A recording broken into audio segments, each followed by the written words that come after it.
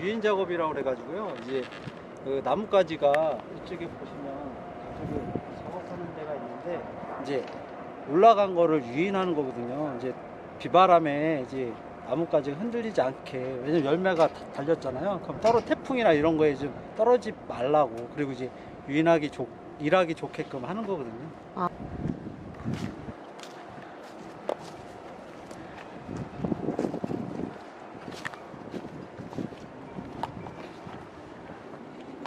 그냥 일을 해도 되는 건가요? 아, 네.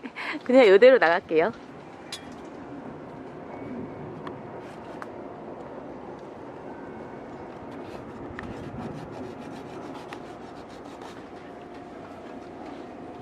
유인인 거죠? 이렇게 나뭇가지를 유인. 잡아주나 예. 이런 뜻인가 봐요? 예, 아. 나뭇가지를 잡아준다는 뜻이.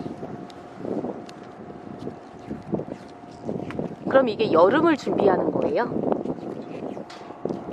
이게 여름을 준비하다기보다 해마다 한 번씩 하는 거거든요. 근데 이제 이걸 해야 이제 나뭇가지가 흔들리지도 않고 배가 이제 안 떨어지고 이제 일하기 좀 편하거든요. 왜냐면 높게 배가 달려 있으면 일하기가 나쁘잖아요. 이렇게 휘어놓으면 휘어서 이제 벽에다가 놓으면 여기서 배가 열릴 거 아니에요.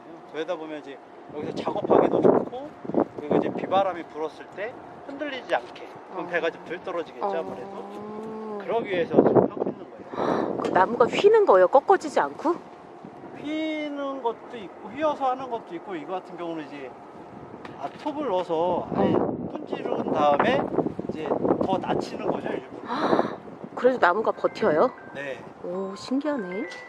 왜냐면 나무가 접착력이 좋잖아요.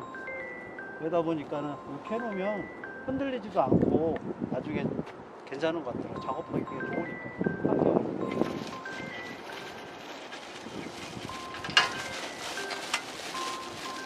전화 받으셔도 됩니다.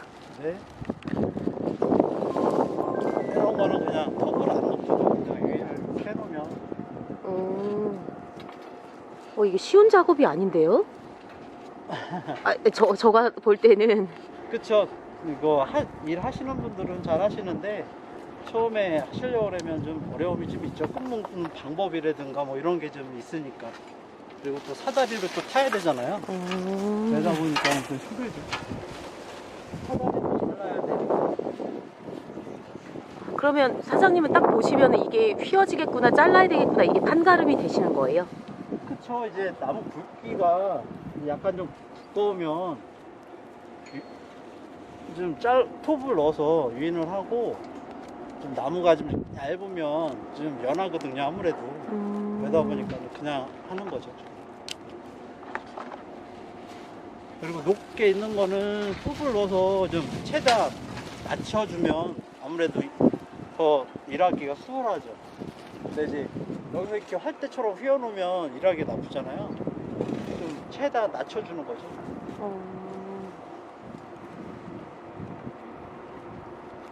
이 작업이 언제까지 마무리가 돼야 되는 거예요? 이거는 아무래도 인공 수분하기 전에 해놓으면은 아무래도 좀 낫죠. 인공 수분할 때 이제 사람이 일일이 하는 건데, 이제 얕게 있으면 이제 수분하기가 좋잖아요. 근데 높게 올라가 있으면 하기가 어려우니까 그 전에 좀 마무리 짓는 게 아무래도 낫죠. 그럼 인공 수분은 혹시 언제까지 해야 되는 걸까요? 꽃이 만개되기 80% 될 때 그때 인공 수분을 하거든요. 80%? 네, 그때 이제 인공 수분을 하는데, 그때가 한 올해 같은 경우는 4월 초순 정도면 아마 인공 수정을 할 것 같아요. 그게 예측이 되시는 거예요? 네, 해마다 이제 날씨 관계나 이런 거 보고 작년에 한 거 데이터를 보고 이제 그 날씨 변화에 따라서 예측은 하고 있는 건데, 다 맞진 않고 한 초순 정도면 될 것 같아요. 작년에 4월 9일날 인공수분을 했거든요. 그럼 올해 봄에 이렇게 보시면 올해 작황이나 이런 것도 좀 예측이 되세요? 어느 정도? 이제 꽃 피는 시기가 제일 중요한 게, 그때 이제 냉해 피해가 오거든요, 항상. 근데 이제 냉해 피해가 안 오면 아무래도 지금 작황이 좋을 거고, 냉해 피해가 있게 되면 아무래도 작황이 좀 안 좋겠죠. 그 상황이 변동상이 좀 커요. 근데 올해 같은 경우는 이제 날씨가 춥다 보니까 냉해가 올 수 있는 기후 조건이 좀 많이 되거든요. 그래가지고 그래요? 좀 문제가 될 것 같긴 해요. 음. 다행히 이제 냉해 피해가 안 있고 잘 지나가면 다행이긴 한데, 그래서 이제 농작물 재해보험이라는 것도 들긴 하거든요. 아, 그런 보험도 있어요. 네. 어. 냉해 피해를 입었을 때 이제 보험 받을 수 있는. 냉해는 과실이 어는 거예요? 추워서 떨어지거나 뭐 이런 걸 냉해라고 하나요? 아, 냉해 피해라는 거 이제 꽃눈이 얼어 죽어서 이제 수정을 할 수 없게끔 돼 있는 거거든요. 저게 방생팬이라고 그래서 이제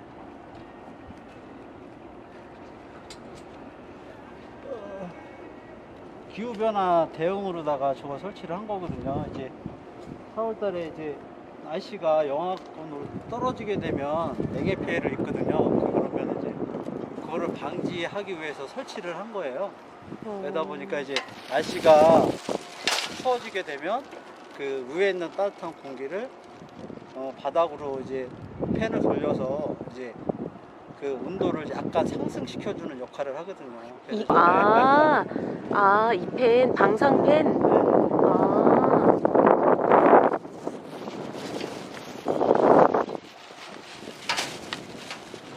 그래서 저거 이제 냉해 피해를 덜 입으려고 시범 사업을 해가지고 저걸 받았거든요.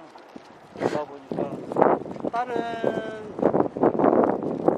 한 군데는 저게 없거든요. 근데 저거 하다 보니까 아무래도 냉해 피해가 들어오긴 하는 것 같더라고요. 효과가 좀 있는 것 같아요. 그럼 냉해 피해가 발생했을 때 냉해가 찬바람에 꽃눈이 어는 거라고 말씀주셨잖아요. 영하로 떨어집니다. 영하로 떨어지면. 네. 그럼 냉해 피해가 발생했을 때 구제책은 없어요? 그 다음 해결 방법은 없는 거예요? 얼어버리면? 얼어버리면 그렇죠. 왜냐면 이제 암술이 죽는 거니까요. 그러니까는 인공수분을 해도 이제 암술이 죽다 보니까 수정이 안 되는 거죠. 왜냐면 이제 그나마 이게 암술이 시방에 한 7, 8개가 있거든요. 암술이. 거기서 이제 100% 죽으면 이제 문제가 되는데, 이제 다행히 뭐 2개나 3개가 죽었을 때는 나머지가 살아있잖아요. 그러다 보니까 수정은 또 되긴 하는데, 이제 너무 날씨가 급격히 뭐 마이너스 5도, 막 4도 이렇게 떨어지게 되면 암술이 거의 다 죽거든요. 그러다 보면 이제 인공 수정을 해도 이제 열매가 달리질 않는 거죠. 그러다 보니까 냉해 피해가 제일 걱정인 것 같아요. 농사 지면서 앞으로는, 왜냐면 기후 변화가 온난화로 다 바뀌잖아요. 그러면서 이제 그 4월 달에 원래 저희가 4월 말쯤에 인공수분을 했었는데, 이게 기온이 너무 따뜻하다 보니까 4월 초까지 올라온 거예요. 수정하는 기간이. 그러다 보니 꽃 피는 시기가. 그러다 보니까 이제 그때 또 추위가 또 오니까, 그래서 좀 냉해 피해를 입는 것 같아요. 근데 인공수분은 그 벌 말고 사람이 이렇게 다 일일이 하는 걸 인공수분이라고 할까요? 네. 아. 그 사람이 자연적으로 하는 거는, 저희 같은 경우는 이제 화초대라 그래가지고 이제 화분수가 이렇게 과수원에 다 있어요. 나무에 위로 올라온 거 있잖아요, 뾰족하게. 저기에서 이제 꽃이 피면 자연적으로 이제 수정이 되거든요. 근데 이제 저거 갖고 안 되니까 이제 인공수분을 하고 있는 거거든요.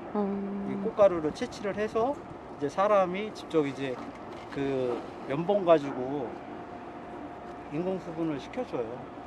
그러면 이제 배도 좋고, 아무래도 이제 직접적으로 이제 수정을 시켜주니까 아무래도 나은 것 같더라고요. 화접을 시켜주니까. 그럼 꽃을 하나하나 다 그렇게 하시는 거예요? 네. 이제 거리 간격을 둬서 이제 하나씩 다 해주는 거죠. 왜냐면 배를 다 다는 건 아니잖아요. 그렇죠. 15cm 하나 정도 해가지고. 15cm 하나? 네. 그런 식으로. 근데 이제 그것도 한 번에 끝나면 괜찮은데, 보통 2번에서 3번 정도는 기본적으로 하세요. 근데 이제 냉해 피해를 많이 입으신 분들은 뭐 5번에서 6번도 하시는 분도 계시더라고요. 5번에서 6번이요? 네, 많이 하시는 분. 한 번 하고 또 하고 한 번 하고 또 하고 네. 이렇게 하시는 거예요? 기간에 따라 왜냐면 꽃 피는 시기가 계속 틀려지잖아요. 일찍 피는 거 있고 아, 또 늦게 피는 거 있고 그러다 그쵸, 보니까 그쵸. 일률적으로 꽃이 쫙 피는 건 네. 아니니까. 아, 그렇게 해서 이제 꽃을 저기 하는 것 같더라고요. 수정시키는 것 같더라고요. 저쪽으로 가야 되는데. 네? 저쪽으로 가야 되는데. 아, 네, 괜찮습니다. 네, 사다리가 무게도 꽤 될 것 같아요. 네, 이것도 한 8kg 7, 8kg? 네, 7, 8kg. 그러니까요. 무게가 좀 될 것 같은데? 이게 지탱을 하려면 또.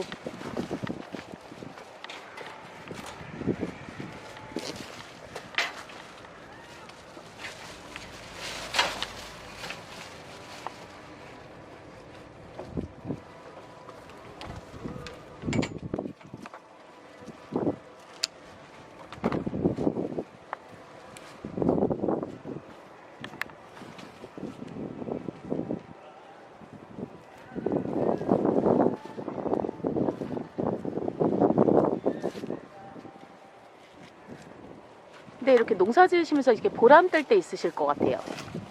그럼 됐어요. 기쁠 때, 그때 흐뭇할 때? 할 때, 뭐 농사가 잘 됐으면 이렇게 열매가 많이 탐스럽게 많이 달리면 그때는 되게 기분이 좋고 행복하죠. 왜냐면 이제 과일이 많이 달려야 아무래도 거기에서 이제 열매 쏟기를 또 하거든요. 그러다 보니까 고품질의 과일을 또 생산할 수가 있기 때문에 아무래도 화접이 잘 됐을 때 아무래도 기분이 좋죠. 그때. 그리고 배 가격이 좋으면 어쨌든 간에 삶이 좀 나아지잖아요. 그쵸. 가격이 나쁜 것보다 좋을 때가. 근데 선생님 아까 말씀 주실 때 28년 동안 농사를 지으셨다고 했잖아요. 네. 근데 28년 동안 배농사를 하신 거예요? 네. 배농사만 하고 있는 거죠. 이게 이 배나무가 제 나이하고 똑같아요. 이 배나무가. 이거 하나만요? 아니면 다 네, 여기 있는? 여기 있는 배나무 자체가 아, 얘네들 그럼 다 28살인 거예요? 50, 50? 51년. 이거 선배시구나. 그렇구나. 네, 왜냐면은 제가 태어났을 때 아버님이 배나무를 심으셨거든요. 작물은 농부의 발걸음 소리를 듣고 자란다. 뭐 이런 게 맞아요? 아무래도 농장에 자주 와서 살피다 보면 이제 병해충 방지나 뭐 이런 거에 대해서 이제 왔는지 안 왔는지 알 수가 있거든요. 그리고 이제 물이 이제 없을 공급을 해줘야 될 때도 있거든요. 그러면 이제 그 시기에 잘 맞춰서 이제 물 공급을 해든가 병해충 방지를 잘 하게 되면 아무래도 좋은 과일이 나오죠. 근데 이제 과수원에 자주 안 오면 그런 거를 컨트롤이나 체크할 수가 없는 거죠. 그러다 보니 아무래도 과수원에 자주 나와서 보면 그런 게 컨트롤이 되니까 더 좋은 과실을 만들 수가 있는 거죠. 그럼 30년 가까이 배농사를 지으신 거예요? 네. 배 나무만 봐도 그냥 딱 뭐 이렇게 견적이라고 하잖아요. 네. 그런 게 나오시겠어요? 그쵸. 이제 그 과수원에 가면 꽂는 상태나 이런 걸 보게 되면 이제 그 배나무가 좀 배를 좋은 과일을 많이 딸 수 있겠다, 못 딸 수 있겠다는 이제 판단은 어느 정도는 되죠, 아무래도. 왜냐면 꽃눈이 좋아야 그 과일도 많이 달릴 수 있고 튼실한 과일이 만들어지니까요. 아무래도. 그럼 이제 마지막으로 4월에는 어떤 거를 하실 거예요? 저희 다음에 4월에. 4월 초에 아마 백꽃이 필 거예요. 그러다 보면 인공수분을 4월 초쯤에 할 것 같아요. 그리고 이제 인공수분이 끝나고 한 20일 지나면 또 적과 시작이 또 될 것 같아요. 적과. 이렇게 따내는 거 말씀하시는 거구나. 네, 열매를 쏟아주는 거. 오, 그렇구나. 그러면 이제 30년 동안 농사하셨으니까 이 유인 작업을 조금 효율적으로 좀 쉽게 할 수 있는 방법 좀 팁을 주신다면요? 유인 작업이요? 근데 유인 작업은 그 농사 지시는 분마다 스타일이 다 틀려요. 이제 저 같은 경우는 이제 톱을 넣어서 꺾는 방법을 좀 선호하는데 다른 분들은 이걸 또 선호를 안 하시는 분도 계시거든요. 그러다 보니까는 이제 그거는 이제 그 농사 짓는 분의 스타일에 따라서 조금씩 틀려지는 것 같더라고요. 왜냐면 배나무가 높은 데는 이제 톱을 안 놓고 이렇게 하는데 저희 같은 경우는 배나무가 조금 다른 데보다 높거든요. 그러다 보니 톱을 넣어서 하는 게 저희는 좀 효율적이고 태풍 피해나 뭐 이런 거를 봤을 때도 더 낫다고 보는 거거든요. 그럼 이제 찐막으로 이게 요즘에 이제 귀농 뭐 이런 거 되게 꿈꾸는 사람들이 좀 많잖아요. 지금은 이제 기계 유제 칠 시기거든요. 이제 전에 이제 있다 보면은 지금 백납이나 이런 거를 지금 약을 줘서 좀 초기 예방을 좀 해야 되는 시기거든요. 백납이요? 예, 백납이. 예. 그 깍지벌레나 뭐 배나무 뭐 이런 거거든요. 그런 거를 이제 약을 줘서 지금 이 앞전에 바로 줬어야 되는데 아직 못 준 거죠. 그런 걸 좀 줘서 이제 미리 예방을 하는 게 좋은 것 같아요.